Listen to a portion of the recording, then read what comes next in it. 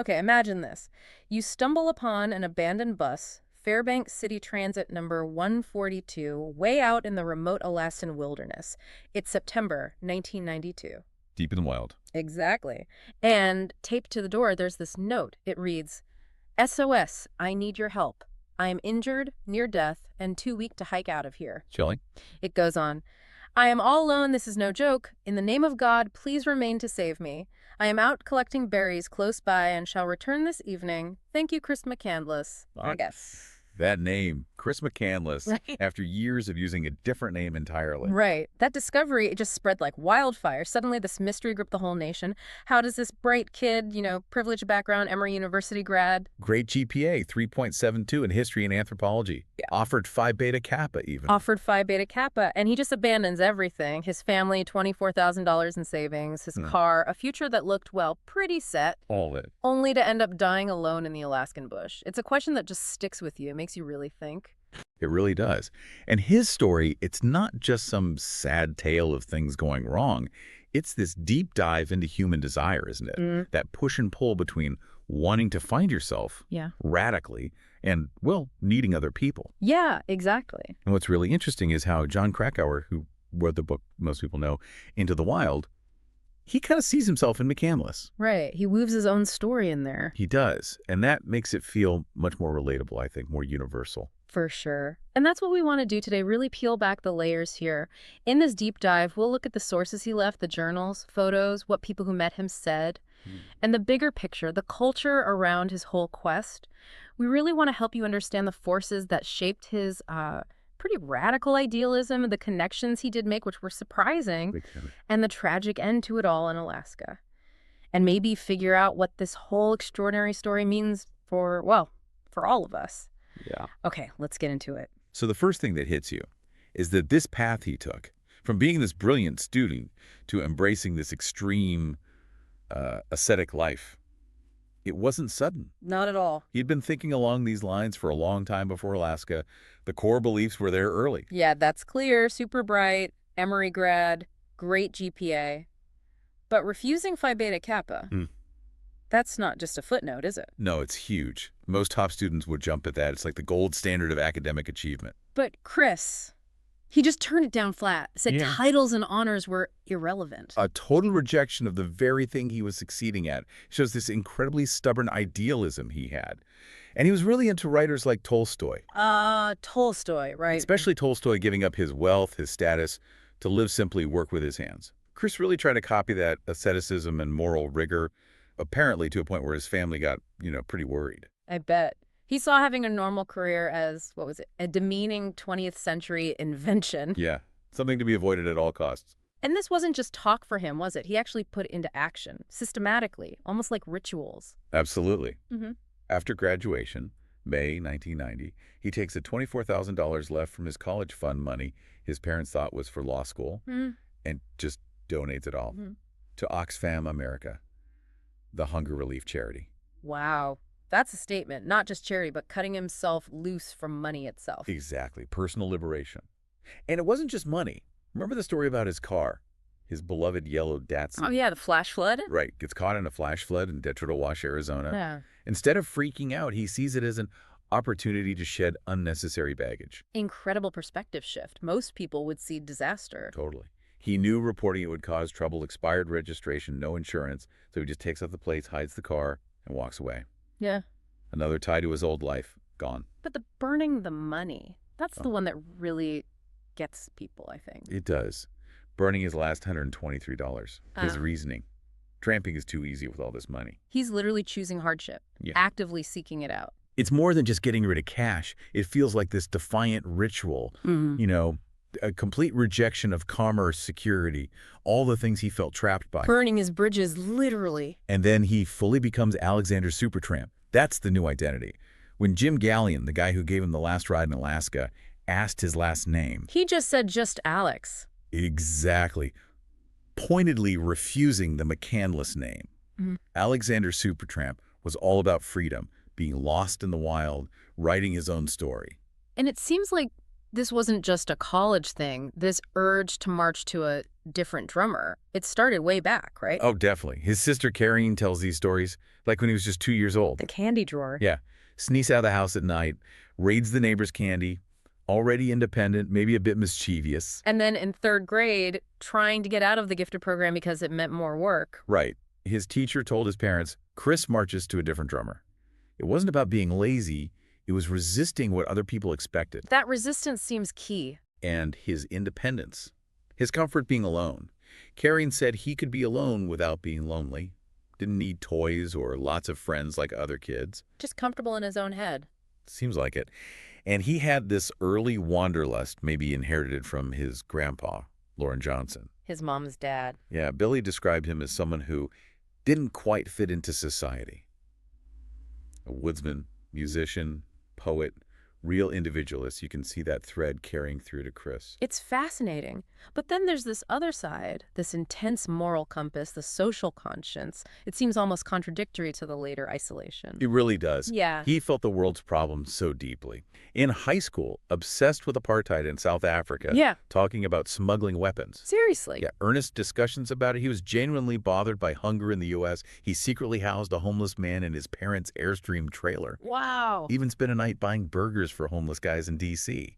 So the big question is, how do you square that deep empathy for strangers with cutting off his own family so completely? That's the paradox, isn't it? This intense compassion for humanity in general, but this deep anger and detachment from his own parents. It really is. And that brings us right to the relationships he did form on the road. Off of these surrogate connections, maybe filling a void left by his family. It shows how complicated he was. So as he traveled west, he found these substitute families, like Wayne Westerberg in South Dakota. Right, the grain elevator operator in Carthage. Chris worked for him, and Westerberg became sort of a boss mentor, maybe even like an older brother figure. And Westerberg thought highly of him. Extremely, called him the hardest worker I've ever seen, said he was extremely ethical, intelligent, always reading, using big words. They had deep talks. But Westerberg also noticed some odd things. Yeah, these gaps in his thinking. Like, Chris was brilliant abstractly, but couldn't grasp simple practical things like why you'd need to drain grease from a microwave or how stuff just accumulates. A disconnect between the intellectual and the mundane. Kind of. But Chris loved Carthage, that small town feel. It was a back eddy, a place to rest. He really respected Westerberg, called him one of the highest characters he'd met. So there was real affection there. And then Jan Burs. Jan and her boyfriend, Bob, yeah. Met them selling books at a swap meet in California. Jan had lost touch with her own son, and she just took to Chris immediately. Became a real mother figure. Worried about him going to Alaska. Constantly. Tried to give him warm clothes, knives, food. He'd just leave most of it behind later. She saw his need for solitude, but also how social he could be. How so? She said he'd be really friendly, like he was storing up company for the times he'd be alone, almost banking human connection. That's an interesting way to put it. And she saw his playful side, like a little kid. Was amazed when he just sat down and played an organ beautifully at a swap meet. Showed his capacity for joy, for art. A side may be lost in some of the criticism later. Definitely. Jan was really concerned, kept asking if he told his parents his plans. He'd just roll his eyes. But maybe the most intense bond was with Ron France. The older man in Salton City. Yeah, Ron France.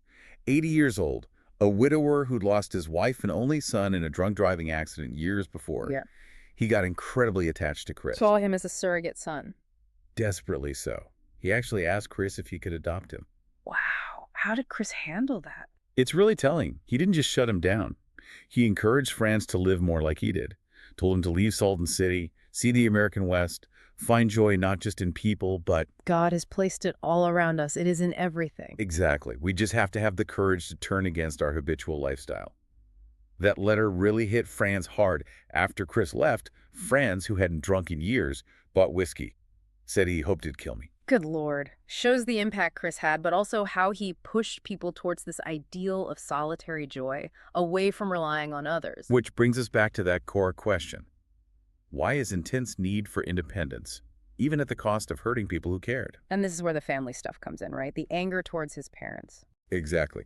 The sources make it clear his anger, especially towards his father, Walt, really deepened after he found out about Walt's double life. The secret relationship with his first wife. Yeah.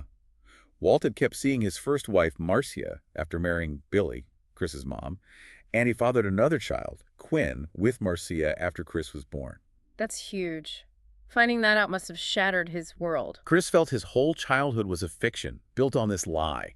He was filled with this collar of self-righteous indignation. Just couldn't forgive his father for being less than perfect. Holding him to an impossible standard, maybe. Perhaps. He started keeping score of their flaws. He even told Karen he planned to completely knock them out of my life after graduation. It wasn't just teenage angst. It felt like a reaction to profound betrayal. And Krakauer connects with this part personally, doesn't he? He does, quite openly. Talks about his own skewed relationship with his volatile, extremely complicated father. Experiencing that same blinding rage when realizing his dad wasn't perfect, and how hard forgiveness was. That personal angle adds a lot of weight. It really does. It suggests maybe Chris's intense drive for self-reinvention, for this pure, authentic life in the wild, was partly an attempt to escape that family pain, that perceived hypocrisy, to create a world he could control. Trying to build something true, away from the fiction he felt he grew up in. Possibly. And his intense privacy about it all meant that anger just festered, driving him in ways maybe even he didn't fully grasp. It wasn't just family trauma influencing his path, though. There was this whole aspect of celibacy, too. Right. Despite meeting women who were interested, like Tracy down in Ireland. The teenager with the crush. Yeah. He seemed to be largely, maybe completely, celibate, like a monk. He underlined passages in Tolstoy about denouncing the demands of the flesh, and Thoreau and Walden about chastity. So was it just rejecting intimacy, or something else? It seems like something deeper. Yeah. Krakauer suggests it was a different kind of lust that replaced sexual desire, a yearning too powerful to be quenched by human contact. A yearning for what, then? For connection, but not with people. For a rough congress with nature, a communion with the wild, with something bigger. His path demanded total focus, no room for conventional relationships or physical distractions. True joy, for him, seemed to lie elsewhere. In the wild, which led him north. To Alaska, the ultimate test. The last frontier. A magnet for dreamers and misfits, as Krakauer puts it. Chris definitely had those ill-considered Jack London fantasies of living off the land. He was drawn to the peril, the hardship, that Tolstoyan renunciation. It was exactly the challenge he craved. And Jim Gallion, the guy who drove him to the Stampede Trail, he saw this right away, didn't he? Oh, yeah. Gallion had seen plenty like him. Wondered if Chris was another crackpot from the lower 48 chasing fantasies. Gallion knew the reality. Tried to warn him. He did. Said the bush is an unforgiving place, cares nothing for hope. Talked about the harsh realities, big rivers, mosquitoes, scarce game. Offered him better gear. Proper boots, more food, a bigger rifle. And Chris refused it all. Insisted he'd be fine with his 10 pounds of rice, cheap boots, and that tiny .22 rifle. Which is just not enough for Alaska. Not even close. And Chris told Gallion he was scared of water after nearly drowning in Mexico, a detail that becomes incredibly important later. But he was still determined. Totally. Excited, gung-ho, couldn't wait. But those fruit journal entries show the immediate struggle, weakness, snowed in, disaster, fourth-day famine. Reality hitting hard. Yeah. He saw a bear but didn't shoot, missed some ducks, finally got a grouse, a squirrel, learning slowly. But then things did improve for a while. He adapted. He really did. By mid-May, the snow melted, berries appeared. He got much better at hunting squirrel, grouse, duck, goose, porcupine. And the moose. Right. June 9th, bags of moose. Huge moment. Journals. Moose. Takes that triumphant photo kneeling over it. Seems like he's mastering it. He even climbed a nearby mountain. Yeah, a 3,000-foot butte. Journaled, climb mountain. These successes probably boosted his confidence, maybe reinforced that feeling of self-reliance. But that's the tragic irony, isn't it? Because despite those wins, he was fundamentally unprepared. Absolutely. Insufficient provisions. Lacking essential gear like a proper rifle, a map, a compass. Gallion saw how light his pack was for a multi-month trip. And it wasn't just forgetting stuff, it was a deliberate choice, right? Rejecting conventional tools. It seems that way. A philosophical rejection, maybe? Thinking will and intuition were enough? And nature doesn't care about philosophy? Not one bit. As Gallion warned, it's unforgiving. And that fear of water Chris mentioned, it came back to haunt him. The Declinica River. Exactly. When he tried to leave the bus area in early July, the river, which was just knee-deep when he crossed in April, Was now a raging flood. full flood, glacial melt, heavy rain, cold and fast, rumbling like a freight train. He knew trying to cross would be suicidal. His journal entry then. Disaster. Rained in, river look impossible, lonely, scared. He was trapped, utterly trapped. And this is where the lack of a map becomes just heartbreakingly critical. It's devastating because unbeknownst to him, just half a mile downstream, There was a way across. yeah, a steel cable car, part of an old USGS gauging station spanning the gorge. He could have crossed safely, even in flood. But without a detailed topo map, the kind that shows those features. He had no idea it existed. He assumed his escape route was cut off. It forced him back to the bus, sealed his fate. That proximity to safety, it's almost unbearable. It really changes how you see his competence. It wasn't just a lack of basic skills he'd survived for months. It was a lack of specific, crucial information. Stemming from his choice to reject the tools, like the map. Exactly. A tragic illustration of the limits of pure self-reliance against nature's complexity. He rejected the very thing that could have saved him out of conviction. Which leads us to the actual cause of death. That's been a moving target too, hasn't it? It has. Initially, the common theory was poisoning, that he mistakenly ate toxic wild sweet pea seeds instead of edible wild potato seeds. A careless blunder. But Krakauer questioned that. He did, increasingly. Chris seemed meticulous, and he'd eaten the wild potato plant itself for weeks. So what went wrong at the end? The seeds. The seeds. That seems to be the key based on later research, including tests at the University of Alaska. It wasn't the sweet pea. It was likely the seeds of the wild potato itself, Hetzierum alpinum, the plant he thought was safe. But why were the seeds suddenly toxic? Because in late July, as he started eating the seeds, they likely contained an alkaloid called swainsonine. It wasn't known or documented as toxic in any books at the time. Swainsonine, what does that do? It's insidious. It basically blocks your body's ability to metabolize carbohydrates and other nutrients. It interferes with key enzymes. So even if he was eating, His body couldn't get the energy from the food. He was starving internally, no matter how many seeds he ate, and being already weak and lean. he couldn't fight it off. His body couldn't process or excrete the toxin effectively. It just accumulated. So this changes everything. It wasn't carelessness or incompetence in identifying plants. It was an innocent error. Exactly. Based on incomplete knowledge, information that simply wasn't available then. It shifts his death from maybe hubris to just tragic miscalculation based on a hidden danger. He wasn't a nutcase making basic mistakes. He was caught by something obscure. It really underscores how much respect and deep knowledge the wild demands, even for someone as dedicated as Chris. You can see that desperation in his journal near the end, July 30th. Extremely weak. Fault of pot seed. He knew something was wrong with the seeds. And that final note signed Chris McCandless, dropping the Alexander Supertramp name. A return to his original self at the end. Seems like it. Shedding the persona as life faded. And his last journal entry, August 12th, beautiful blueberries. Just a simple observation of beauty. Followed by that final goodbye note on the page from the Louis L'Amour book. I have had a happy life and thank the Lord. Goodbye and may God bless all. He died around August 18th, 112 days in. That shift back to Chris McCandless. It's really poignant. Maybe facing death brought him back to his roots, the family he tried to escape. Suggests maybe that connection, that identity, is fundamental. Which brings us to his legacy. Predictably, a lot of Alaskans, especially experienced wilderness folks, they were pretty harsh. Oh yeah. Called him a nut, ill-prepared, willfully ignorant, full of hubris, disrespectful of the land. Compared him to Sir John Franklin, another explorer who starved due to, not enough humility. Just another unprepared romantic who got what was coming to him, in their view. That's the gist of much of the criticism, pointing to the lack of map, the small rifle, as proof of fatal arrogance. But Krakauer pushes back hard. He argues Chris wasn't incompetent. Right.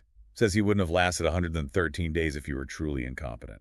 Krakauer thinks maybe the critics are so harsh because Chris reminds them too much of themselves when they were young. Krakauer admits his own youthful hubris, right? His climb of the devil's thumb. Exactly. He acknowledges his own appalling innocence on dangerous solo climbs.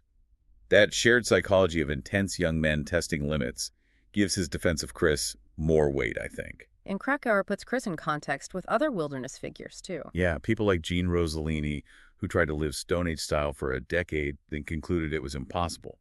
Or John Waterman, the climber who struggled with mental illness. Or Carl McCunn, who starved after forgetting to arrange a pickup flight. All driven individuals pushing extremes, often tragically. But Krakauer is careful to distinguish Chris. Says Chris wasn't mentally ill like Waterman or passively waiting for rescue like McCunn. He argues Chris wasn't some feckless slacker, racked by existential despair. But someone whose life hummed with meaning and purpose. Precisely. Someone who distrusted the value of things that came easily, demanded immense things from himself ultimately, more than he could deliver. Krakauer sees him as a pilgrim on a spiritual quest, not just a stereotype. It forces you to look deeper, and the story, whatever your take, it definitely left behind immense grief for his family. Absolutely devastating, irreparable loss. His mother, Billy, leaving notes on the door for him long after he was gone, hearing him call for help in a dream. And their visit to the bus years later. So poignant. Billy holding his old jeans saying they still smell like Chris. His father, Walt, feeling a little less baffled after being there, just profound pain. And Karen's observation about their dog, Buckley. Yeah, that Chris didn't think twice about risking his own life, but he never would have put Buckley in any kind of danger. Shows this capacity for care was still there, even amidst the extremes. It wasn't a total rejection of love, maybe? Perhaps a different focus for it, towards an ideal, towards nature. So when you boil it down, this isn't just one man's story in Alaska. It taps into these bigger themes, doesn't it? Definitely. The timeless search for authenticity, that constant tension between wanting freedom and needing society, the sometimes fatal consequences of pushing your limits. It really highlights that allure of danger, especially for intense young people, maybe dealing with tough family stuff like those father-son issues Krakauer points out. And it feels very American in some ways. That individual versus society struggle, the romantic idea of the wilderness frontier, the impossibility of total self-reliance when nature pushes back. His rejection of materialism, burning the money. Yeah. It echoes Thoreau, Emerson, those transcendentalist vibes. Trying to revolutionize your life and move into an entirely new realm of experience.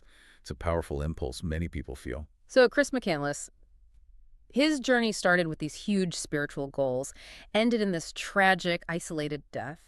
It really makes you ask, what does it mean to chase real meaning, that great triumphant joy of living? When does that total commitment to your beliefs cross a line into danger? And how do we balance that deep desire for independence with, well, our fundamental need for other people, for connection? That tension seems core to the human experience. It really does. It's a question that stays with you long after you finish reading about that bus in the wild.